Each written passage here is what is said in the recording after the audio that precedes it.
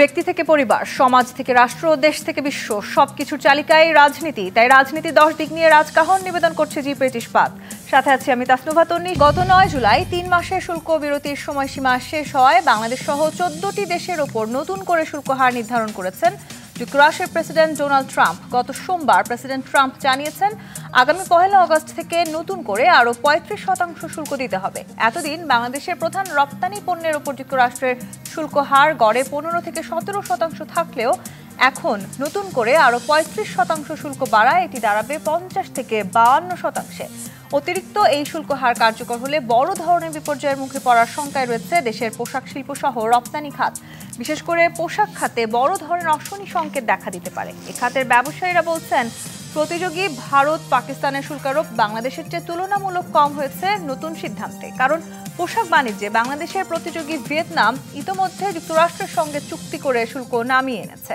ভারতও চুক্তির কাছাকাছি পৌঁছে গেছে। তাই পোশাকের দাম তুলনামূলক কম হলে ক্রেতারা সেখানে চলে যাওয়ার শঙ্কা তাদের। এমত অবস্থায় ওয়াশিংটনে বাংলাদেশ ও যুক্তরাষ্ট্রের মধ্যে 3 দিনের শুল্ক আলোচনা শুরু হলেও যুক্তরাষ্ট্রের সঙ্গে দর কষাকষি নিয়ে খুব একটা আশাবাদী নন অর্থনীতিবিদরা। অর্থনীতিবিদদের এই ধারণা যদি সত্যি হয় তবে 50% শুল্ক হার কিভাবে সামাল দেবে বাংলাদেশ? এছাড়া কেমন হবে নতুন এই শুল্ক হারের পরিণতি? এসব নিয়ে আজকের রাজকাহন আলোচনায় স্টুডিওতে আছেন জাতীয় রাজস্ব বোর্ড এনবিআর এর সাবেক চেয়ারম্যান বদিউর রহমান, আছেন বিজিএমই এর পরিচালক ফয়সাল সামাদ এবং আছেন research and policy integration for development র্যাপিডের চেয়ারম্যান অর্থনীতিবিদ ডক্টর আব্দুর রাজ্জাক। স্বাগত জানাচ্ছি আজকের রাজকাহনে। ডক্টর আব্দুর রাজ্জাক, আপনাকে দিয়ে শুরু করি। যে শুল্ক নীতি নিয়ে আসলে পুরো বিশ্বে এক ধরনের আলোচনা চলছে, বিশেষ করে বাংলাদেশ বা যে কয়েকটি দেশের উপর নতুন করে এই শুল্ক নীতি আরোপ করা হলো তাদের মধ্যে এক ধরনের আসলে আমরা কি বলবো এটাকে অস্থিরতাই আসলে দেখতে পাচ্ছি। বাংলাদেশে যথেষ্ট চিন্তিত এই পুরো বিষয়টি নিয়ে। যে চিঠিতে আসলে ডোনাল্ড ট্রাম্প এই সব কিছু জানিয়েছেন, আমি একটু সেই চিঠির একটা জায়গায় একটু উল্লেখ করতে চাই। তিনি বলেছেন বাংলাদেশের শুল্ক ও শুল্ক বাণিজ্যে বাধাগুলো দীর্ঘদিন ধরে যুক্তরাষ্ট্রের সঙ্গে বাণিজ্য ঘাটতির কারণ হয়ে দাঁড়িয়েছিল। এই যে আসলে অসামঞ্জস্যপূর্ণ বাণিজ্য সম্পর্কর কথা তারা বলছেন, সেটি আসলে ঠিক করতে এই যে সিদ্ধান্ত তিনি নিয়েছেন, সেই সিদ্ধান্ত কাজে আসবে কি, সেটি কি মনে করছেন আসলে অর্থনীতিবিদ হিসেবে? জি, ধন্যবাদ। প্রথমে আমাকে আপনার অনুষ্ঠানে আমন্ত্রণ জানানোর জন্য। শুধু বাংলাদেশ না, সারা বিশ্ব চিন্তিত, সারা বিশ্ব বিস্মিত এবং সারা বিশ্ব আতঙ্কগ্রস্ত। কারণ যেভাবে আইন কাঠামো করা হচ্ছে এটা আসলে কোনো নিয়ম নীতি তোয়াক্কা করছে না। যখন যেটা মনে হচ্ছে সেভাবে মার্কিন যুক্তরাষ্ট্র তার বাণিজ্য নীতি পরিচালনা করছে। আপনি চিঠির একটা অংশ পড়িয়ে শুনিয়েছেন। সেই চিঠিতে বলা হয়েছে বাংলাদেশ নাকি বিভিন্ন রকম বাধা, সেটা অশুল্ক বাধা হতে পারে, যেটাকে আমরা নন ট্যারিফ ব্যারিয়ার্স বলি, এসবের কারণেই মার্কিন যুক্তরাষ্ট্রের সঙ্গে এই যে ট্রেড ডেফিসিট আছে সেটা তৈরি হয়েছে। এই কথাটি ঠিক না। আসলে বাংলাদেশ যেসব বাধা দেয় এটা শুধুমাত্র মার্কিন যুক্তরাষ্ট্রকে বাধা দেওয়া হয় না। হ্যাঁ, আমাদের শুল্ক হার অনেক বেশি, এটা যেমন সত্যি কথা। আমাদের কিছু কিছু ক্ষেত্রে নন ট্যারিফ ব্যারিয়ার্স আছে, এটাও সত্যি কথা। আমাদের ব্যবসার পরিবেশ বান্ধব নাই, কিন্তু এটা কি শুধুমাত্র আমরা মার্কিন যুক্তরাষ্ট্রের উপরে চাপিয়ে দিয়েছি? এই কথা ঠিক না। কাজেই চিঠিতে যেটা বলা হয়েছে সেটার সঙ্গে আমি মনে করি যে একটু দ্বিমত পোষণ করার অবকাশ আছে। মার্কিন যুক্তরাষ্ট্রের প্রেসিডেন্ট অসম্ভব শক্তিশালী। মার্কিন প্রেসিডেন্ট এখন যিনি প্রেসিডেন্ট ট্রাম্প, উনি আসলে সিস্টেমের মধ্যেও খুবই শক্তিশালী হয়েছেন দ্বিতীয় মেয়াদে ক্ষমতা আসার পরে। ফলে মার্কিন যুক্তরাষ্ট্র যেখানে বিশ্বের প্রথিতযশ ইকোনমিস্ট আছেন, সবচেয়ে বেশি নোবেল প্রাইজ পেয়েছেন মার্কিন যুক্তরাষ্ট্রের ইকোনমিস্টরা বছর পর বছর, তাদেরও কিন্তু ম্যাক্সিমাম বলছেন যে এই পলিসি কিন্তু ঠিক না। কাজে সেটা আমাদেরকে রেকগনাইজ করতে হবে। আরেকটি জিনিস একটু আগে বলেছি আমি আপনাকে, যে সারা বিশ্ব আতঙ্কিত। কারণ আমরা যেসব ট্রেড নেগোসিয়েশনের কথা জানি, যেভাবে বাণিজ্য আলোচনা হয়, যেভাবে বাণিজ্য আলোচনার মাধ্যমে দেশগুলা তাদের বিরোধগুলা মেটায়, সেই পরিস্থিতি সম্পূর্ণ বদলে গিয়েছে। গত 30 বছরের অধিক সময় ধরে ডাব্লিউটিওর যেসব আইন শৃঙ্খলা আছে সেগুলোর মধ্যে থেকে কিন্তু ট্রেড নেগোসিয়েশন হয়। এবার আমরা প্রথমবারের মতো দেখছি যে সেই আইন শৃঙ্খলাকে সম্পূর্ণভাবে ভায়োলেট করা হচ্ছে এবং মার্কিন যুক্তরাষ্ট্র নিজে ভায়োলেট করেছে। এখন অন্য দেশগুলোর সঙ্গে তারা বায়োলেটারাল নেগোসিয়েশন করে সেই সব দেশগুলোকে ফোর্স করছে যে তারাও যেন সেই নেগোসিয়েশন মাধ্যমে ওই রুলসগুলোকে ভায়োলেট করে। কাজে আমরা দেখছি বিশ্ব ব্যবস্থায় যে ট্রেড মাল্টিল্যাটারালিজম সিস্টেম ছিল সেটা কিন্তু এখন কার্যত ভেঙে পড়েছে। আপনি খেয়াল করে দেখুন, ভিয়েতনামের সঙ্গে যে চুক্তিটা আপনি ধরুন, মার্কিন যুক্তরাষ্ট্র তার পণ্য ভিয়েতনামে পাঠাতে ভিয়েতনাম শূন্য শুল্ক দিবে, আর ভিয়েতনামের যে পণ্য মার্কিন যুক্তরাষ্ট্রে যাবে সেটার উপরে 20% ট্যারিফ পড়বে। এটা পৃথিবীতে একটি আমি বলবো অন্যায্যকার দাবি। কারণ মার্কিন যুক্তরাষ্ট্র উন্নত বিশ্ব এবং ভিয়েতনাম হচ্ছে উন্নয়নশীল বিশ্ব, কাজে সেই ব্যবস্থাটা ভেঙে পড়েছে। মানে আমি বলতে যাচ্ছি, দেখুন আমরা সরকারকে দোষ দিতে পারি, আমাদের সরকার যথেষ্ট প্রস্তুতি হয়তো নেয় নাই। তারা যে নেগোসিয়েশন টিম পাঠিয়েছে সেখানে যারা ব্যবসা বাণিজ্য করছেন তাদের প্রতিনিধি নেয়, ভালো একাডেমিক এক্সপার্ট নেয়, এগুলো আছে। কিন্তু আমি এটাও বলতে যাচ্ছি, আমরা এমন একটা বিশ্ব ব্যবস্থার মধ্যে প্রবেশ করলাম যেটার সঙ্গে আমরা কেউ আসলে পরিচিত না, যে এভাবে একটি শক্তিশালী দেশ যদি আরেকটা দুর্বল দেশকে ডেকে নিয়ে যেয়ে কিছু শর্ত আরোপ করে, সেটা নেগোসিয়েশন করার উপায়। তার মানে কি আসলে এটাকে আপনি বলার চেষ্টা করছেন অনেকটা আসলে চাপিয়ে দেওয়া হয়েছে বাংলাদেশের মতো যে দেশগুলো আছে তাদের উপরে? মার্কিন যুক্তরাষ্ট্র এখন সব দেশের উপরে এটাকে চাপিয়ে দিচ্ছে এবং এটার কোনো নিয়ম নীতি নাই। আপনি জানেন যে ইন্ডিয়ার উপরে তারা শুল্ক এখন আলোচনা করছে, কিন্তু বলেছে যে কপার যদি এক্সপোর্ট হয় এগুলোর উপর 50% ডিউটি হবে। আমরা সকালে উঠে দেখলাম যে আজকে আপনি 14টা দেশের কথা বললেন, তারপর আজকে শুনলাম ব্রাজিলের উপরে 50% ডিউটি ইম্পোজ করা হচ্ছে। এটা একটা বিষয়। তবে এটাও মনে রাখতে হবে, আমরা প্রেসিডেন্ট ট্রাম্পের ট্যাকটিক সম্পর্কে সচেতন। উনি অনেক সময় থ্রেট করেন, তারপর নেগোসিয়েশনের জন্য ওই দেশগুলোকে চেপে ধরেন।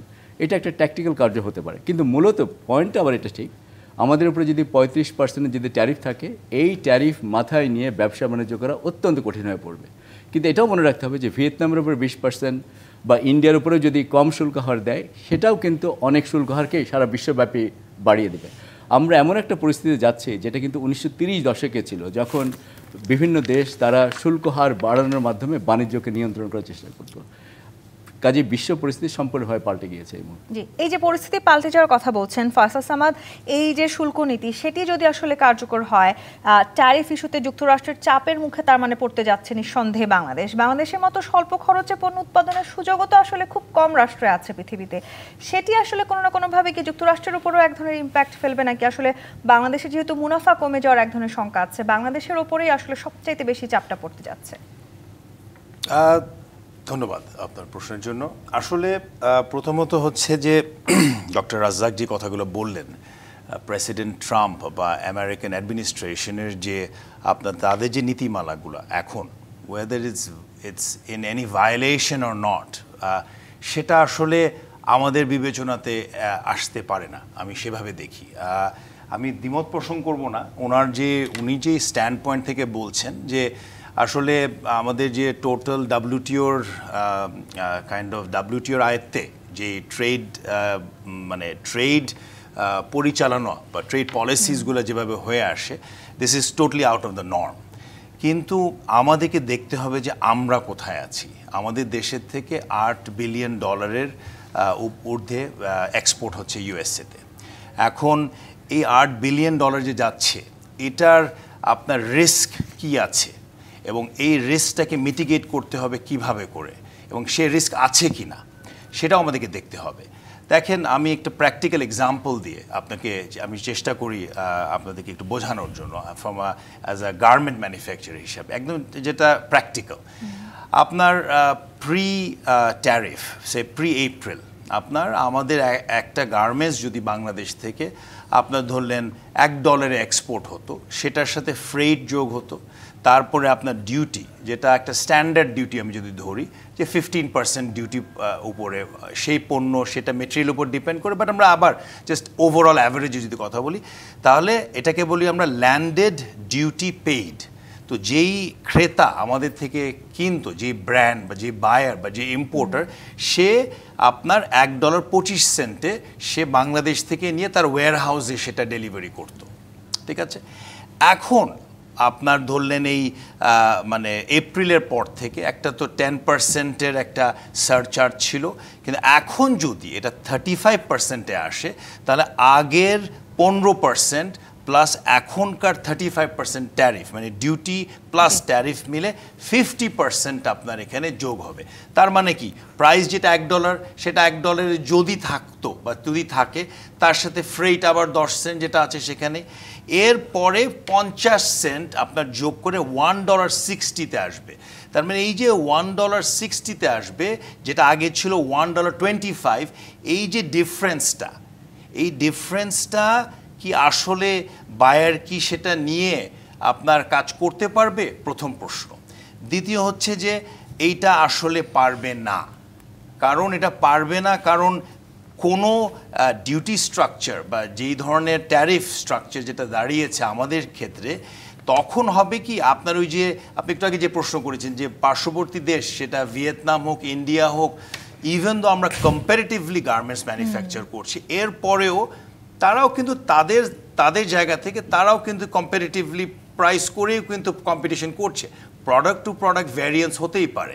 তো যেটা আসবো যে আলটিমেটলি বেজ লাইন প্রাইসটা কি যদি আমরা কম্পেয়ার করি প্রোডাক্ট ফর প্রোডাক্ট, সেখানে গিয়ে যদি এরকম দাঁড়ায় যে ভিয়েতনাম 20% ট্যারিফ দিবে আর আমরা দিব 35% ট্যারিফ বাংলাদেশ থেকে, ইন্ডিয়া দিবে লেটস সে 26 বা 28%, সেখানেও 6 to 7% ডিফারেন্স, তাহলে ওই যে আপনি বলেছিলেন যে আমাদের প্রোডাক্ট কম্পিটিশন বা আমাদের প্রোডাক্টের ক্ষেত্রে আমাদের একটা কম্পিটিটিভ এজ আছে, ওটা কিন্তু ওয়াইপ আউট হয়ে যাবে। তো সেই ক্ষেত্রে ইটস অল অ্যাবাউট দ্য হিসাব, আর কিন্তু কিচ্ছু না, এখানে কোনো ইমোশন কিন্তু কাজ করবে না। এখানে হচ্ছে গিয়ে যে একে একে দুই, এই যোগ যদি আমরা না এস্টাবলিশ করতে পারি তাহলে আসলেই মানে আমরা একটা ডিজাস্টার পয়েন্টে যাব। বড় একটা প্রভাব তার মানে পোশাক শিল্পে আসলে পড়তে যাচ্ছে, সেটি তো নিঃসন্দেহে। সেটা তো পড়তে যাবে। আরেকটু জাস্ট এটার সাথে যোগ করি যে দেখেন আপনার এই অ্যাডজাস্টমেন্টটা কোথা থেকে আসবে, এটাও কিন্তু আমাকে যদি জিজ্ঞেস করে যে 1 অগাস্ট থেকে 35% ট্যারিফ হয়ে গেল, তাহলে কি ব্যবসা বন্ধ হয়ে যাবে? তাহলে কি আমরা আমেরিকা থেকে $8 বিলিয়ন এক্সপোর্ট করতে পারবো না? তো আমি এটার উত্তর একটু পরে দিই, আমার মনে হয় যে আমাদের অন্যান্য সেই জায়গাটাতে আমরা আসবো। আসলে ব্যবসায়ীদেরকে ছাড়া এই ধরনের সিদ্ধান্ত, যে দর কষাকষির কথা আমরা ভাবছি, সেটি বা কতখানি যৌক্তিক, সেই জায়গাটিতেও আমি আসতে চাই। তার আগে বদিউর রহমান, একটু আপনার কাছে আসি। এই যে আসলে 1 অগাস্ট আসতে আর মাত্র 20 দিন বাকি, যদি আমরা আসলে এই হারটাকে কমাতে না পারি, যেটি 15 থেকে 17% ছিল, নতুন করে 35% যুক্ত হলে সেটি 50 থেকে 52% গিয়ে দাঁড়াবে, এই ভারটা বহন করার মতন সক্ষমতা কি বাংলাদেশের আছে? ধন্যবাদ। ট্যারিফ বাড়লে বা ট্রাম্পের যে ইগোইস্টিক ট্রেন্ডে আগাচ্ছে, সেটা যদি ইম্পোজ নেগোসিয়েশনের মাধ্যমে কমানো না যায়, তাহলে এখানে তো একটা এফেক্ট পড়বে স্বাভাবিকভাবে। গ্লোবাল ভিলেজের মধ্যে অন্যেরা কমে যখন পাবে, তারা তো সেখানে কম্পিটিশনে লাভবান হবে। আমাদের উপর চাপ বেশি হইলে ইন্টারনালি হয়তো আমাদের যারা এক্সপোর্টার তাদের মুনাফা কমবে, এরকম একটা ভাবনা হইতে পারে যে তাদের মুনাফা কমে যাবে। কিন্তু যারা নেবেন, আমেরিকান মার্কেটে যারা এখান থেকে নেবেন, তারাও তো কার থেকে নেবেন সেটা চিন্তা করবে। তাহলে ডেফিনেটলি আমাদের উপর একটা চাপ আসবে। আমাদের ইন্টারনালি এটা যদি বহাল দ্বিতীয় বৃহৎ সরবরাহকারী আমেরিকার মার্কেটে, সরবরাহকারী হচ্ছে, কিন্তু এখন আরেকজন যদি কম ট্যারিফে বিকল্প খোঁজার নিশ্চয়ই চেষ্টা করে, যেমন ভিয়েতনামে যদি কম হয়, তাহলে আমেরিকান যে বায়ার আগে বাংলাদেশ থেকে বেশি নিত, সে তো তার লাভ লোকসানটা হিসাব করবে। ব্যবসায়ী তো সবসময় সেটা করবে, সে কোন দেশ থেকে কতটুক ভালো পাচ্ছে সেটা পরে আসবে, আগে তো সে তার লাভ লোকসানটা হিসাব করবে। সেদিক থেকে সুইচ ওভার হয়ে যেতে পারে। আর এটা WTOর যে নিয়ম কানুনের কথা হচ্ছে, ট্রাম্পের বেলায় তো, ওদের বেলায় শক্তির বেলায় তো নিয়ম কানুনের প্রশ্ন নেই, তার যা খুশি হচ্ছে। কিছু ছাত্রছাত্রীর স্কলারশিপ বন্ধ করে দিচ্ছে, সেগুলা ঘুরতেছে। এই যে ইরানকে সাইজ করার জন্য বোমা ফেলে দিল, কোনো নিয়মের ব্যাপার আছে নাকি? নিয়মের ব্যাপার তো নাই। তার যেটা খেয়াল হচ্ছে সেটা সে করতেছে। অনেকটা মেক আমেরিকা গ্রেট অ্যাগেইন জাতীয় যে একটা স্লোগান দিয়েছে, তেমন কিছু করার জন্য তার নতুন একটা মাথায় যেটা আসছে সেটা করতেছে। আমাদের তরফ থেকে এখন শক্তি তো তার বেশি, আমাদের তরফ থেকে যে নেগোসিয়েশন হচ্ছে, সেখানে আমার একটু ভাবতে কষ্ট হচ্ছে যে এটা তো এর আগেও একবার বলেছে, তখন তো ইউনূস সাহেবের স্বাক্ষরে একটা চিঠিও দিয়েছিল। আপনি কি মনে করেন এই নেগোসিয়েশনটা আসলে খানিকটা দেরিতে শুরু করলো বাংলাদেশ, আরো আগে করা যেত কিনা? নেগোসিয়েশনটা শুধু দেরিতে শুরু না, আগ থেকে তো করছে, বৈঠক তো অনেকগুলো করেছে বলছে, এখনও চলছে। কিন্তু নেগোসিয়েশন ক্যাপাসিটিটা কাকে দিয়ে করাচ্ছে? যেমন সংস্কারের জন্য তো আমেরিকার থেকে আলী রিয়াজকে নিয়ে আসলো, ডক্টর খলিলকে একজন নিরাপত্তা কোথার থেকে নিয়ে আসলো, এনজিও কতগুলো নিয়ে গভর্নমেন্ট করতেছে, ওগায়রা কোথার থেকে আসছে। এই টিমের মধ্যে বাইরের এক্সপার্ট কাকে নিল, কারা খাচ্ছে এক, আর যার জ্বালা, যার জুতাতে পিন হচ্ছে কিনা বুঝবে তারা কারা আছে, সেই ব্যবসায়ীরা টিমের মধ্যে তাদের রোল কোথায়, তারা কতটুকু পার্টিসিপেট করছেন। যারা যে ব্যবসায়ীরা এইবার একটা এনবিআরের ডেডলকটা ছুটানোর জন্য একটা রোল প্লে করেছে, তো এখন ডাইরেক্ট গার্মেন্টসের ব্যবসায়ীরা যারা ক্ষতিগ্রস্ত হতে যাচ্ছে, ওই নেগোসিয়েশন টিমের মধ্যে তাদের কী রোল আছে, তারা কতটুকু পার্টিসিপেট করতেছে, সেটা আমার কাছে কিছু প্রশ্নবোধক চিহ্ন থেকে যাচ্ছে। আমি টের পেলাম না, কারণ যার কাজ তাকে তো নিতে হবে। তো এখন যারা গেল বাণিজ্য উপদেষ্টা বা বাণিজ্য সচিব নাকি যাচ্ছে, তো তারা কি ওয়েলিকিউট সব কিছুতে? কারণ আমি ইয়ারডিতে ছিলাম এই যে ডোনারদের সাথে, যেটা এখন ডেভেলপমেন্ট ফান্ড, নেগোসিয়েশনের মধ্যে তো ছিলাম। নেগোসিয়েশনের জন্য ট্যাক্টফুল হইতে হবে, টেকনিক থাকতে। তার মানে আসলে আজকে আমরা জানি যে বৈঠক হচ্ছে, আগামীকালও সেই বৈঠক হবে। এই যে দর কষাকষির কথা আমরা বলছি, সেই দর কষাকষি কতখানি কাজে লাগবে? শুল্কের এই হার আমরা কমিয়ে নিয়ে আসতে পারবো? দর কষাকষি হবে, ওই যে কাউন্টার পার্ট যারা থাকবে তাদেরকে আপনি কতটুকু ফেস করতে পারবেন, কতটুকু কনভিন্স করতে পারবেন। আবার বাংলাদেশে ছাড় দেওয়ার জায়গাটাও তো আছে, জায়গাটিতে বাংলাদেশ কি জায়গায় ছাড় দিচ্ছে সেটিও আসলে জবাবদিহিতার জায়গাতে নিয়ে আসা বাংলাদেশ কতটুকু ছাড় দেবে, কোথায় ছাড় দিতে পারবে, সেই জিনিসগুলো তো বেশি আসবে যারা এক্সপোর্ট করছে তাদের থেকে এই নলেজটা বেশি লাগবে, তারা কোন খাতে ছাড় দিতে পারবে। হ্যাঁ, আবার বাংলাদেশ এই শুল্কের বিরুদ্ধে যদি কোনো পাল্টা ব্যবস্থা নেয় তাহলে শুল্ক আরো বাড়ানোরও হুমকি দিয়েছেন ট্রাম্প। সেক্ষেত্রে আসলে আজকের এই বৈঠকটা কতখানি কার্যকর হবে, নাকি যদি আসলে আমরা দর কষাকষিতে নিজেদের জায়গাটাতেই বেশি স্ট্যান্ড নেই সেক্ষেত্রে উল্টো হতে পারে আমাদের ক্ষেত্রে? এই প্রশ্নটা রেখে আমি একটু বিরতিতে যেতে চাই। জি প্রেতিশ প্রাথমিক রাজকাহন থেকে বিরতি নিয়ে ফিরছি, সাথেই থাকুন। জি প্রেতিশ প্রাথমিক রাজকাহন দেখছেন। ডক্টর আব্দুর রাজ্জাক, প্রশ্ন রেখে বিরতিতে গিয়েছিলাম। ট্রাম্প দুটি কথা বলেছেন। উনি বলেছেন বাংলাদেশ যদি যুক্তরাষ্ট্রের জন্য যেই বাজার সম্পূর্ণ উন্মুক্ত করে এবং শুল্ক অশুল্ক বাধাগুলো সরিয়ে দেয় তাহলে এই শুল্ক পুনর্বিবেচনা করা যেতে পারে। আবার একই সাথে তারা এটিও বলেছেন বাংলাদেশ এই শুল্কের বিরুদ্ধে যদি কোনো পাল্টা ব্যবস্থা নেয় শুল্ক আরও বাড়তে পারে, সেই হুমকিটাও আছে। তাহলে আজকে যে বৈঠক হচ্ছে কিংবা আগামীকাল পর্যন্ত যে বৈঠক হবে বলে আমরা শুনতে পাচ্ছি, সেটি আদৌ কোনো কার্যকর ভূমিকা রাখতে পারবে কি? প্রথমে দেখুন, যেভাবে শর্তগুলোকে আগে থেকে পূর্ব নির্ধারণ করে আলোচনা টেবিলে যারা হয়েছে, এরকম নেগোসিয়েশন অত্যন্ত কঠিন। বিশেষ করে একটা যদি পরাশক্তিশালী, শুধু অর্থনৈতিক শক্তি না, সামরিক শক্তি সব কিছু বিবেচনা করে। আর বাংলাদেশে আমাদের সেই ক্ষমতা নাই মার্কিন যুক্তরাষ্ট্রের পলিসিকে চ্যালেঞ্জ করে আমরা উল্টা পলিসি দেওয়াটা, এটাও আমাদের সামর্থ্যের বাইরে। কাজে আমি মনে করি সেই অপশন আমরা বাদ দিই। এখন আমরা দেখি যে এই ডায়ালগটার কোনো সিগনিফিকেন্স আছে কিনা, সেটা কিন্তু আছে। দেখুন, ট্রেড নেগোসিয়েশনে কোনো শেষ কথা বলে কোনো কথা নেই। যারা মনে করবে যে আজকে আলোচনা শেষ হয়ে গেল, তারা কিন্তু ভুল। আলোচনা সবসময় চলতে থাকবে। আমাদের এখন সবচেয়ে বড় আশা হচ্ছে যে এই যেটা এক্সট্রা টাইম পাওয়া গিয়েছে, এটার মধ্যে থেকে যদি ট্যারিফটাকে আমাদের যারা প্রতিযোগী দেশ আছে, ভিয়েতনাম বা ইন্ডিয়া, তাদের থেকে যেন কম বা তাদের সমপর্যায়ে রাখা হয়, তাহলে সেটা একটা স্বস্তির জায়গা হবে। আমি একটু আগের আলোচনায় ছোট্ট করে ফিরে যেতে চাই। ইম্প্যাক্টটা চিন্তা করেন কি? প্রথমে হচ্ছে, যেহেতু মার্কিন যুক্তরাষ্ট্র সে তার শুল্ক বাড়াচ্ছে, শুল্ক বাড়া মানে হচ্ছে ওই দেশে তার কিন্তু দাম বাড়বে জিনিসপত্রের, সেটা গার্মেন্টসের হোক আর যেটাই হোক। গার্মেন্টসের এগুলোর দাম বাড়া মানে হচ্ছে ওই মার্কেটটা শ্রিঙ্ক করবে, ছোটো মার্কেট হবে। তার মানে প্রবলেমটা হচ্ছে একটা ছোট একটা মার্কেট, মার্কিন যুক্তরাষ্ট্র ধরেন গত বছর $90 বিলিয়ন পোশাক আমদানি করেছে। এই শুল্ক যদি তারা এখন ইম্পোজ করে, খেয়াল করুন, তারা কিন্তু ভিয়েতনামের উপর 20% শুল্ক কিন্তু ইম্পোজ করতেছে, এটা কিন্তু কম না। এটা করলে তাদের আমদানিটা হয়তো $70 থেকে $75 বিলিয়ন হতে পারে। তাহলে ওই ছোট মার্কেটে আমাদের তখন কম্পিট করতে হবে।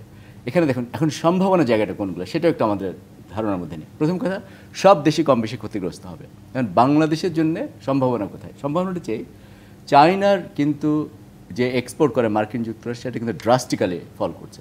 কাজে চায়না যে জায়গাটা ছেড়ে দিচ্ছে, সেই জায়গাটা কিন্তু একটু স্পেস পাওয়া যেতে পারে। এটা হচ্ছে 1 নম্বর বিষয়। 2 নম্বর বিষয় হচ্ছে, যে সকল প্রতিযোগী দেশ আছে তাদের সঙ্গে আমরা যখন প্রাইস কম্প্যারিজন করি, স্পেশালি বাংলাদেশ যে পণ্যগুলো প্রধানত রপ্তানি করে থাকে, সেগুলোতে বাংলাদেশের প্রাইসেস কিন্তু সবচেয়ে কম।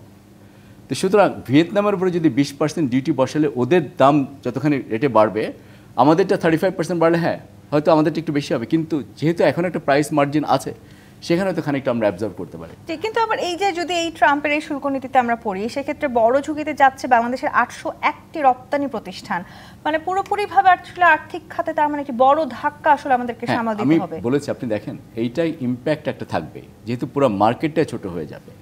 এখন এইটা হচ্ছে, তারা তো শুধু বাংলাদেশকে না, সারা পৃথিবীর সব দেশকে টার্গেট করেছে। কাজে সেখান থেকে বের হয়ে আসাটা এটা একটা কঠিন একটা কাজ। নিশ্চয়ই। আমি যেটা মনে করি উপর যে পড়ি তারা এই পলিসি হয়তো ধরে রাখতে পারবে না, কারণ খুব শীঘ্রই আমরা দেখব মার্কিন যুক্তরাষ্ট্রে ইনফ্লেশন অনেক বেশি হবে।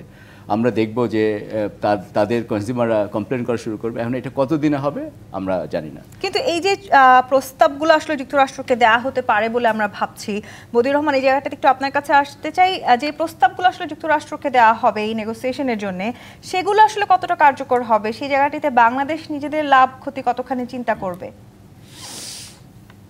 সরকারের যে টিম গিয়েছে ওই টিম কতটুকু হোমওয়ার্ক করে গিয়েছে সেটা তো আমরা পত্রপত্রিকায় তো দেখতে পাচ্ছি না।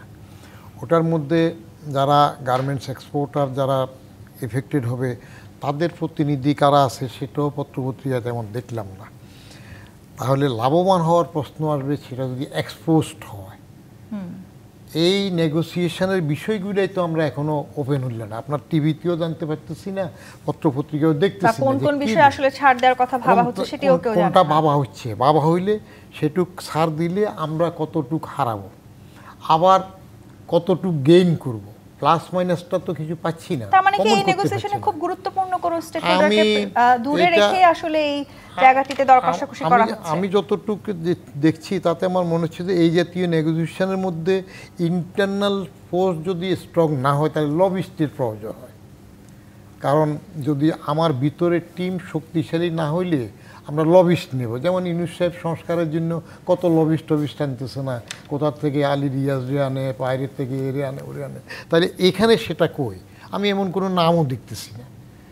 কারণ শক্তিশালী দেশ তো দৌড়বে তো কিছু আদায় করতে হইলে তো আপনি আইদার তাকে কনভিন্স করতে হবে কোনোভাবে, যেটা বললেন কোনটা ছাড় দেবেন, সে ছাড়টার মূল্য কত, আর গেইন করবেন কোনটা সেটার মূল্য কত। কোন ধারণা কি আসলে আমরা পেতে পারি যে আসলে কি ধরনের ছাড় বাংলাদেশ দিতে পারে? আমি কিন্তু কিছু পাচ্ছি না। একটা কি বোয়িং এর কথা উঠলো, সেটা তো আগের থেকে আছে, ওটা তো ভিন্ন জিনিস। সেটা তো আমরা কতটুক কিনবো, কটা বোয়িং লাগবে, আর অন্য কোনটা দোষীটি কার্যকর হবে কি না, কতটুক কার্যকর, আর আমরা কতটুক কি আনবো সেটা তো আমি বুঝতেছি না এখনো। কিছু জিনিস জানলে তো টপিক পয়েন্ট দিয়ে কথা বলা যেত। এখন নেগোসিয়েট যারা করতেছেন তারা কোন টকিং পয়েন্টে করতেছেন? আমার একটা ধারণা ছিল ভিতরের থেকে মুনাফা হয়তো আমাদের গার্মেন্টস ইন্ডাস্ট্রিটা বাড়লে কমে যাবে, কিন্তু রাজ্জাক সাহেব যেটা বললেন আমেরিকার ভিতরে আবার তাদের একটু দাম বাড়লে আনরেস্ট হবে, হয়তো এটা টিকবে না, সেটা তো পরের ব্যাপার। তাদের কতটুকু কী হবে, কিন্তু আমাদের ক্ষতি কোনটা হবে সেটা আগে দেখার বিষয় আছে। নিশ্চয়ই এটা আগে, কারণ আমাদের তো এক্সপোর্টটা একটা বিরাট ফ্যাক্টর। মার্জিনে শুধু মুনাফা কমবে তা নয়, টোটাল যদি এক্সপোর্টে কমে সেটা আরো বড় আকার হয়ে যাচ্ছে। ফয়সাল সামাদ, সেক্ষেত্রে যুক্তরাষ্ট্র তো বাংলাদেশের পোশাক খাতের সবচেয়ে বড় একটি বাজার। এই শুল্ক যদি আসলে আমাদের দিতে হয়, নিঃসন্দেহে মুনাফা কমে আসবে, সেটি একটা বড় ক্ষতির মুখে তার মানে আমরা পড়তে যাচ্ছি। সেক্ষেত্রে আসলে একটি মাত্র দেশের উপর নির্ভর না করে এখন কি বাংলাদেশের সময় এসছে কিনা যে এক্সপোর্ট ডাইভার্সিফিকেশন, সেই জায়গাগুলো নিয়ে আমাদের ভাবার সময় এসছে কি? দেখেন, এক্সপোর্ট ডাইভার্সিফিকেশন সবসময় একাডেমিয়া থেকে আমরা শুনি বা আমরাও মাঝে মাঝে বলি বা বলছি, এবং আমরা সেই এক্সপোর্ট ডাইভার্সিফিকেশনের জন্য আমরা অগ্রসর হয়েছি অনেক ক্ষেত্রেই। আমরা ইভেন কোরিয়াতে এক্সপোর্ট করছি, ইন্ডিয়াতে এক্সপোর্ট করছি, কিন্তু আপনাকে একটা single country like the United states, যেখানে আমরা $8 বিলিয়ন এক্সপোর্ট করি, সেটা কিন্তু সেটা রিপ্লেসমেন্ট আসা উচিত না প্রথমত। দ্বিতীয়ত হচ্ছে যে আপনি এক্সপ্যানশন করতে পারেন, আপনি ডাইভার্সিফিকেশনগুলো যদি আপনি মানে সেই জায়গাতেই থাকেন, তাহলে তো আর আপনার এক্সপোর্ট বাড়লো না, আপনার দেশের আপনার এক্সপ্যানশন হলো না। আমি একটু মানে বদিউর ভাইয়ের মানে পয়েন্টে একটু যেতে চাই এখানে, যেটা হচ্ছে যে প্রথমত যে আসলে এই আমেরিকার সাথে যে আমরা যে নেগোশিয়েট করছি, এটার কিছুটা হলেও গভর্নমেন্টের সাথে বিজিএমইর যেই সর্ট অফ ইনফরমেশন শেয়ারিং হয়েছে, এখানে কিছু লিমিটেশন আছে। কারণ এই লিমিটেশন আছে কারণ আমেরিকা থেকেও তারা কিছু শর্ত দিয়েছে, যেখানে আপনার নন ডিসক্লোজার এগ্রিমেন্টের আন্ডারে কিছু ব্যাপার আছে যেখানে এটা সব কিছু ওপেনলি আলাপ করা যাচ্ছে না প্রথমত। ঠিক আছে, না গেল তো এর বাইরেও আমাদেরকে যেটা দেখা দরকার ছিল বা যেটা দেখা দরকার যে ইম্প্যাক্টগুলো কী, এই ইম্প্যাক্টগুলো যদি আমরা ধরে নেই যে গার্মেন্ট ইন্ডাস্ট্রি কোনো সমস্যা নাই, এরকম গার্মেন্ট ইন্ডাস্ট্রির নানা সমস্যা পার করে তো আজকে এসছে, এখানে $50 বিলিয়ন চলে আসছে, গার্মেন্ট ইন্ডাস্ট্রির সমস্যা নেই, কোনোভাবে এটাকে ম্যানেজ করে ফেলবে সামহাও। নো, সরি, এটাকে ম্যানেজ করা যাবে না এইবার। এবং আমি আপনাকে একটা উদাহরণ দিয়ে বলি, আজকে চিটাগং পোর্টে 2000-এর উপর truck is lined up in multiple depot. কেন? বিকজ আমেরিকান বায়ার, মেজরিটি যে 2000 ট্রাক আছে, আমেরিকান বায়াররা সব এই মানে ফ্যাক্টরিগুলোকে বলেছে তোমরা মাল শিপমেন্ট করো না, হোল্ড ইয়োর কনসাইনমেন্ট, আমরা এই মালগুলা এখন জাহাজে উঠাবো না। তার মানে এখনই আসলে প্রভাব পড়তে অলরেডি। সো কেন? বিকজ তারা বুঝতে পারছে না যে আপনার একটা গার্মেন্টস একটা লাইফ সাইকেল আছে, 120 দিন বলি আমরা, ওকে?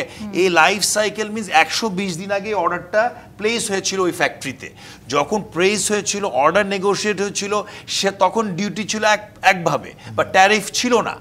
আজকে আপনার ট্যারিফ চলে এসছে, তার মানে যেটা আমি একটু আগে আপনাকে বলছিলাম, তার ল্যান্ডেড ডিউটি পেইড কস্ট কত পড়ছে, এত ভাগ বেশি পড়ছে। তো তখন তো সে এখনো আনশিওর যে সে কোথায় যাবে। সো 2000 ট্রাকের উপর এই মুহূর্তে আপনি খবর নিয়ে দেখেন চিটাগংয়ে আটকে আছে, শিপমেন্ট যাচ্ছে না। তার মানে এটি তো নিশ্চয়ই আসলে যারা নীতি নির্ধারণী পর্যায়ে আছেন তাদেরও জানার একেবারে অজ্ঞতার বাইরে নয়। সেই জায়গাটিতে ডক্টর আব্দুর রাজ্জাক যেহেতু তারা আসলে জায়গাগুলোর সম্বন্ধে অবগত থাকছেন, যে ফয়সাল সামাদ আসলে যে সমস্যাগুলোর কথা বলেছেন, সেক্ষেত্রে আসলে আমরা কেন এই সমস্যাগুলো সমাধানের জন্য আরো আগে থেকে আলোচনার মধ্য দিয়ে এক ধরনের জায়গায় আসতে পারলাম না? সেখানে আসলে কোনো সম্ভাবনা ছিল কিনা আলোচনা করে নতুন চুক্তিটিকে কোনোভাবে পরিবর্তন করার? এই প্রশ্নটি রেখে আমাকে আরো একটি বিরতিতে যেতে হবে। জি25 প্রাথমিক রাজকাহন থেকে আরো একটি বিরতি নিয়ে ফিরছি, সাথেই থাকুন। জি25 প্রাথমিক রাজকাহন দেখছেন। ডক্টর আব্দুর রাজ্জাক, আমরা আসলে আলোচনার মধ্যে দিয়ে এই সমস্যার সমাধান আরো আগে করা যেতে পারতো কিনা সেই প্রশ্নটি রেখে গিয়েছিলাম। এই মুহূর্তে আসলে এই ট্যারিফের জায়গা থেকে ভিয়েতনামের সঙ্গে তুলনা করা হচ্ছে, সেটি খুবই বিশেষভাবে তুলনা করা হচ্ছে। তারা কেন চুক্তি করতে পারলো, বাংলাদেশ কেন পারলো না, সেই প্রশ্নটিও বারবার উঠছে। যদি আমি অর্থনৈতিক জায়গাটি থেকে দেখি, এই চুক্তিটা করতে ভিয়েতনামের যতটা গরজ ছিল, বাংলাদেশের আদৌ ততখানি গরজ ছিল কিনা, এবং ভিয়েতনাম সে কারণেই এই বিষয়টিতে আরো আগে তৎপর হচ্ছে, বাংলাদেশ হয়তো 2 এপ্রিলের পরে গিয়ে তৎপর হয়েছে। অর্থাৎ বাংলাদেশের কি কোথাও না কোথাও কূটনৈতিক ঘাটতি ছিল? হ্যাঁ, আপনি এই প্রশ্নটা চমৎকার। আমার কাছে মনে হয় যে এই প্রশ্নটার উত্তর খোঁজাটা খুবই গুরুত্বপূর্ণ। মনে করেন ভিয়েতনাম কেন তারা এইরকম একটা চুক্তিতে যেতে পারলো? এর প্রথম কারণটা হচ্ছে, আপনি যদি বাংলাদেশের শুল্ক কাঠামোর সঙ্গে ভিয়েতনামের শুল্ক কাঠামো চিন্তা করেন, তাহলে ভিয়েতনাম হচ্ছে অনেক বেশি ওপেন ইকোনমি। তাদের গড় শুল্ক হচ্ছে 7 থেকে 8 ভাগের মতো, বাংলাদেশের গড় শুল্ক হচ্ছে অন্তত পক্ষে 30 ভাগ। হ্যাঁ, তার মানে বাংলাদেশ সরকারের দেখেন যে রাজস্ব আদায়ের কথা আমরা জানি, সেই রাজস্ব আদায়ের প্রায় 30 ভাগ আসে হচ্ছে আমাদের আমদানির উপরে যে শুল্ক আছে, সেই শুল্ক থেকে যে রাজস্ব সরকার পায়, সেটা হচ্ছে আমাদের টোটাল রাজস্ব আয়ের 30 ভাগ, যেটা ভিয়েতনামের কিন্তু অনেক কম। ঠিক আছে, এখন দেখেন, চিন্তা করেন, সুতরাং ভিয়েতনামের সঙ্গে কিন্তু ওয়ার্ল্ডের আরও 18টি কিন্তু তাদের মুক্ত বাণিজ্য চুক্তি কিন্তু আছে। ওই চুক্তির আওতায় তারা ওইসব দেশগুলোকে অলরেডি ডিউটি ফ্রি সুবিধা দিচ্ছে, সেটা জাপান হতে পারে, সেটা ইউরোপিয়ান ইউনিয়ন। এবং ভিয়েতনাম মনে করে এটার সঙ্গে যদি আমি মার্কিন যুক্তরাষ্ট্রকে যে একই সুবিধা দিই, তার কিন্তু খুব একটা কিছু লস নাই, কারণ সে অলরেডি একটা ওপেন ইকোনমি। বাংলাদেশ হচ্ছে আমাদের শুল্ক হার অত্যধিক বেশি। আমরা যদি শুধুমাত্র একটি দেশকে যদি সেই সুবিধা দিই, তাহলে কিন্তু এখানে আমার ইম্পোর্ট বাড়তে পারে। এমন পণ্যের ইম্পোর্ট হতে পারে, যেমন এখানে গাড়ি, আমরা গাড়ির উপরে তো আমরা অনেক বেশি শুল্ক হার রেখেছি, তাই না? কোনো কোনো ক্ষেত্রে এটা 100% থেকে 400% পর্যন্ত শুল্ক আছে। আপনি জানেন যে আমেরিকা গাড়ি ইন্ডাস্ট্রি অত্যন্ত শক্তিশালী একটা দেশ। আজকে আপনি সব ট্যারিফগুলোকে জিরো করে দেখেন, আপনি দেখেন এটা ফ্লাডেড হয়ে যাবে। আমাদের রিজার্ভ ক্রাইসিস, আমাদের রিজার্ভ সমস্যা আছে, আমরা কাজে ডিল করতে পারবো না, কাজে সেটা একটা চাপ। কাজে ভিয়েতনাম তারা আগের থেকে অনেক মুক্ত ইকোনমি ছিল, কাজেই তারা এটা অ্যাকসেপ্ট করতে পেরেছে। ভিয়েতনামের রপ্তানি হচ্ছে $300 বিলিয়ন উপরে, প্রায় একই পরিমাণ কিন্তু তারা কিন্তু আমদানি করে। কাজে তারা মনে করেছে যেহেতু তারা অলরেডি সারা বিশ্বের কাছে মোটামুটি উন্মুক্ত, মার্কিন যুক্তরাষ্ট্র যদি শুল্কমুক্ত সুবিধা দেয়, মার্কিন যুক্তরাষ্ট্র খুব বেশি ওই বাজারে রপ্তানি করতে পারবে না। এটা মোস্ট লাইকলি সিচুয়েশন। ওকে, এখন দেখুন, আপনি বলি আর একটা ব্যাপারে কিন্তু ঘাটতি ছিল। যেহেতু বাংলাদেশ আমরা স্বল্পোন্নত দেশ ছিলাম, আমরা কোনো সময় নেগোসিয়েশন করে আর একটা দেশের কাছে কোনো চুক্তি করতে পারি না। আমাদের কোনো এফটিএ নাই, কারণ স্বল্পোন্নত দেশ থাকা মানে আমি সুযোগ সুবিধা এমনিই পাই, আমাকে কোনো কিছু দিতে হয় না। এই যদি আপনার দীর্ঘদিনের প্র্যাকটিস হয়ে থাকে, তাহলে আমাদের সেই নেগোসিয়েশন স্কিল নাই, সেই প্রস্তুতি নাই, সেখানে কিন্তু আমাদের একটা ঘাটতি আছে। সেক্ষেত্রে যে টিমের কথা আসলে বারবার বলা হচ্ছে, কিংবা ফয়সাল সামাদও যেটি বলছেন, আসলে যেভাবে আমরা নেগোসিয়েশন করছি সেই জায়গাটিতে আরো অনেক বেশি গুরুত্ব দেওয়া আরো অনেক বেশি গুরুত্ব দেওয়া উচিত ছিল। এই জন্য বলছি অন্তত টিমটাকে আরেকটু রিপ্রেজেন্টেটিভ করা যেত। সেক্ষেত্রে কি তাহলে আপনি রাষ্ট্রীয়ভাবে কূটনৈতিক তৎপরতাও বড় একটি ঘাটতি দেখতে পাচ্ছেন? অবশ্যই ইকোনমিক ডিপ্লোমেসি বাংলাদেশের মতো দেশের জন্য সবসময় লাগবে। এই জন্য যেটাকে নেগোসিয়েশন বলা হচ্ছে, নেগোসিয়েশন না, এটার বাইরে আমাদের অপশনগুলো খোঁজা উচিত ছিল। শীর্ষ পর্যায়ের কোনো মিটিং করা, লবিস্ট নিয়োগ করে নতুন ইনফরমেশন দিয়ে কোন কাজগুলো করলে মার্কিন যুক্তরাষ্ট্র খুশি হতে পারে, অথবা একটা প্ল্যান করা। মনে করেন অনেক শর্ত আমরা এখন নিতে পারবো না, সো আমরা মার্কিন যুক্তরাষ্ট্র বলতে পারতাম let's have a 2 to 3 years plan. আমরা তার প্রথম মানে বছরে আসলে এই যে সমস্যাগুলোর মধ্যে আমরা পড়তে যাচ্ছি, আমি একটু ফয়সাল সামাদ আপনার কাছে আসি। এই জায়গাটিতে বাংলাদেশের টনকা, বাংলাদেশের কূটনৈতিক তৎপরতা সবকিছুই আসলে আমাদের অনেক দেরিতে আমরা বুঝতে পারলাম কি, সেক্ষেত্রে একটা বড় ধাক্কা আমাদের সামলাতে হবে। বাংলাদেশের যদি এই পুরো চাপটা নিতে হয়, বাংলাদেশের পোশাক খাতের ফ্যাক্টরিগুলো চলবে কিভাবে? না, এখানে কথা হচ্ছে গিয়ে যে আপনার প্রথমত যে ফ্যাক্টরি বলতে আমরা $8 বিলিয়ন যেটা এক্সপোর্ট করি, এটার যারা আমেরিকা ফোকাসড যে ফ্যাক্টরিগুলো আছে, প্রথমত সেই ফ্যাক্টরিগুলো এফেক্টেড হবে। এবং আপনার অলরেডি ধরলেন আমাদের বিজিএমই থেকে যে হিসাব আমরা নিয়েছি, একটা আমরা সার্ভে করছি এখন, সেখানে দেখা যাচ্ছে যে ধরেন জুলাই থেকে সেপ্টেম্বর এই বছরই এই ট্যারিফ যখন একটা ইম্পোজিশনের একটা প্রবাবিলিটি শুরু হলো, অলরেডি ধরলেন অর্ডার ডিক্লাইন করেছে ওই ফ্যাক্টরিগুলোতে। দ্বিতীয় হচ্ছে যে আপনার এখন এই আমেরিকান ইম্পোর্টার বা ব্র্যান্ডগুলা অলরেডি কিছু অর্ডার্স ডাইভার্ট করেছেন না মিন টাইম, কারণ এটা দরকার আছে তাদের নিজেদের জন্য। এটা বুঝতে হবে, ইটস বিজনেস। এখানে কিন্তু কোনো দেশভিত্তিক কোনো শত্রুতা নেই বা কোনো কি নেই। বাংলাদেশকে ইজ এ ফেভার্ড কান্ট্রি, কিন্তু তাদের নিজেদের হিসাব করে তারা দেখছে যে বাংলাদেশ যদি নেগোশিয়েট না করতে পারে তখন কি হবে, তো দে আর ডাইভার্টিং দেয়ার অর্ডার্স। থার্ড হচ্ছে যে আপনার যেটা একটু আগে বললাম যে শিপমেন্ট হোল্ড হচ্ছে, তো হোল্ড হওয়া মানে কি যে এক্সপোর্ট যাবে না। এক্সপোর্ট না যাওয়াতে যদি অন টাইম না হয় তাহলে ইম্পোর্ট বিলস পেমেন্ট হবে না। সেটা তো নীতি নির্ধারণী পর্যায়ে যারা আছেন তাদেরও আগে থেকে জানবার কথা ছিল, তারা তাহলে এত দেরিতে কেন সব ধরনের সিদ্ধান্ত নিচ্ছে? সেটা নীতি নির্ধারকদেরকে প্রশ্ন করতে হবে। এক, দুই হচ্ছে গিয়ে যে এর পরেও আমি যেটা দেখছি যে এখনো যে সুযোগ আছে, এখনো যে সময় আছে, যারা আমাদের হয়ে এখন নেগোসিয়েশন টেবিলে আছে এবং গভর্নমেন্টের থেকে একটা উচ্চ পর্দা থেকে ফ্রম দ্য চিফ অ্যাডভাইজার থেকে আমি বলি আসতে হবে, একটা ডিসিশন আসতে হবে যে দেশের স্বার্থে, ইন্ডাস্ট্রির স্বার্থে কি করণীয়। আপনাদের সাথে আসলে এই বিষয়ে কোনো আলোচনা হচ্ছে আলোচনা চলছে আমাদের প্রেসিডেন্ট বিজিএমইর সাথে কন্টিনিউয়াসলি। সেখানে আপনারা পজিটিভ কোনো রেজাল্ট পাওয়ার আশা আমরা আশা করতে হবে, আমাদের কোনো অপশন নেই। এবং আমি একটা কথা এখানে অ্যাড করতে চাই যে দেখেন, আপনার পোস্ট ফ্যাক্টো চিন্তা করলে হবে না। আবার এখানে চিন্তা করলে হবে না আচ্ছা এটা হলে ওটা হবে, ওটা হলে এটা হবে না। না, আমাদেরকে এই মুহূর্তে আমাদেরকে জাম্প করতে হবে উইথ দ্য হোপ যে না ঠিক আছে, আমাদের যদি নেগোসিয়েশন বলি আর এগ্রিমেন্ট বলি যে এটা যদি করি তাহলে এটা শর্ট টার্ম, যদি সেখানে গিয়ে আমাদের ট্যাক্সের ক্ষেত্রে যদি কোনো ধরনের আপনার মানে ট্যাক্স কমে যায় কোনো ক্ষেত্রে, ঠিক আছে, সেটার জন্য আমাদেরকে 1 বছর এর ভিতরে দেখতে হবে, সেটার যদি অল্টারনেটিভ মেজার্স লাগে আমরা ফিরত যেতে পারি। কিন্তু এই মুহূর্তে ব্যবসাকে ধরে রাখতে হবে, এই মুহূর্তে কোনো রিস্ক নেওয়া যাবে না। এবং সেই জন্য তো এক ধরনের লং টার্ম চিন্তারও আসলে প্রয়োজন আছে। সিদ্ধান্তগুলো তো আসলে দীর্ঘদিনের জন্য নিতে হবে।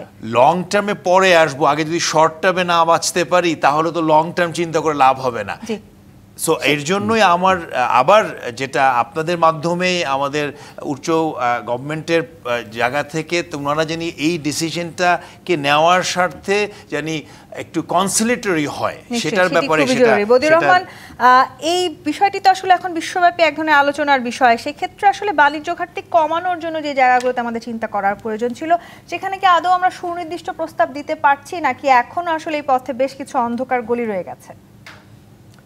একটা বিষয় খেয়াল করতে হবে, আপনার যে সরকার এখন আছে নীতি নির্ধারক হিসেবে, সরকার তো অন্য এক কাজে ব্যস্ত, অনেক ফ্রন্ট খুলে ফেলছে, যার ফলে টোটাল এই অংশটা যেটা এখন গার্মেন্টসের আমেরিকার সাথে যে কথাগুলো উঠছে সেখানে মনোযোগটা তত দেয়া হয়নি, হয়তো চিন্তাও করা হয়নি। প্রথম দিকে একটা চিঠি দিয়ে রাখছে, 3 মাসের জন্য স্থগিত চেয়েছে, সেটা 3 মাসের জন্য যেটুক করলো, 3 মাস চলে গেলে কি হবে সেটুক তখন আর ভাবা হয়নি। সরকারটা তো দুর্বল, এমনি নিজের দুর্বলতা আছে, দ্বিতীয়ত তার নিজস্ব কোনো ম্যান্ডেট নাই, আজকে এক কথা বলতেছে কালকে আর কথা বলতেছে। তো এই জাতীয় আনসেটেলড মাইন্ডের সরকার নিয়ে এইসব নেগোসিয়েশনে আপনি বেশি কিছু হঠাৎ করে আশা করতে পারবেন না। ইউনূস সাহেবের যে নোবেল লরিট হিসাবে ইমেজ আছে, সেটা ট্রাম্প সরকারের উপরে কতটুক উনি খাটাতে পারবেন that is very doubt. Faisal সামান যেটি বলছিলেন যে অন্তত শর্ট টার্মে আমাদের বেঁচে থাকার যে পদ্ধতি জি। সেটি আমাদের অতি দ্রুত নিতে সেটা হবে, দ্রুত সেখানে এখন কি আমরা নিতে পারছি? সেটা দ্রুত এই যে আলাপ করতে যাচ্ছি, যদি পারে ভালো, 35 থেকে যদি 5, 10, 15 কমাতে পারে তো ভালো, যদি না পারে তাহলে কি করবে? তখন অবস্থা হবে যে এটুকু আছে আনতে হবে। আর এখানে ট্রাম্পের পলিসির মধ্যে হিডেন তাদের কিছু পলিসি থাকে, আরেকজনকে দাবায় রাখা বা ভিতরের কোনো উদ্দেশ্য থাকলে সেটা আদায় করার জন্য চাপ দেয়া, তেমন কিছু ট্রাম্প খেলছে কি না সেটাও দেখতে হবে। কারণ আপনাদের স্মরণ থাকতে পারে এরা বিশ্বব্যাপী মোড়লগিরি করতে গিয়ে এই যে চট করে আলাপ হবে কিন্তু বোম হাতও ফেলে দিল ইরানে ফরমানের উপরে। তারপর কার্টার যখন প্রেসিডেন্ট জিম মিউদারের জন্য তো চট করে পাঠাই দিল, যদিও ব্যর্থ হইল। তো এদের পলিসি তো আপনি বুঝে সারবেন না। আর গরিব দেশ হিসেবে এত ছোট দেশ, সেটা তো কুলে উঠতে পারে না। এখন যদি কিছু কমাতে পারে শর্ট টার্মে, দ্যাট ইজ রে of hope, ray of hope. True. That is রে অফ হোপ। True.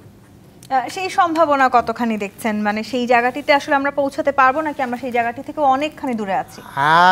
এত টিম আলাপ করছে, আগাম তো বলা যাবে না, তাদেরকে ডিসকারেজও করা যাবে না, করুক, দেখা যাক কিছু পারে কিনা। আমি না ডক্টর পারলে আব্দুল রাজ্জাক মেনে নিতে আরেকবার হবে। একটু আপনার কাছে আসতে চাই। এই যে অর্থনৈতিক ধাক্কাটা সামাল দেওয়ার কথা আমরা চিন্তা করছি, সেই ধাক্কা আদৌ আমরা সামলাতে পারবো কিনা, কিংবা সবচাইতে গুরুত্বপূর্ণ এই মুহূর্তে কোন পদক্ষেপটি নিয়ে আমাদের জন্য সহজ হতে যাচ্ছে, একদম ছোট করে একটু উত্তর দিবেন। হ্যাঁ, প্রথমে বলি যে দেখুন, অর্থনীতির যে ধাক্কা আমরা দেখছি, এই ধাক্কাটার কিন্তু ভয়াবহ প্রভাব আছে। আমরা হয়তো অনেকে মনে করছি যে এই প্রভাবটা মার্কিন যুক্তরাষ্ট্রের বাজারে আছে, সেটা কিন্তু না। কারণ দেখুন, মার্কিন যুক্তরাষ্ট্রের বাজারে তারা তো ট্যারিফ দিচ্ছে, অ্যাটলিস্ট 20% ট্যারিফ হচ্ছে। যদি তাই থাকে তাহলে হবে কি জানেন, যে বিশ্বের অন্য দেশগুলো যখন দেখছে যে মার্কিন যুক্তরাষ্ট্রের বাজার সম্ভাবনা সীমিত হয়ে আসছে, তারা অন্য সব দেশে ডাম্প করা শুরু করবে।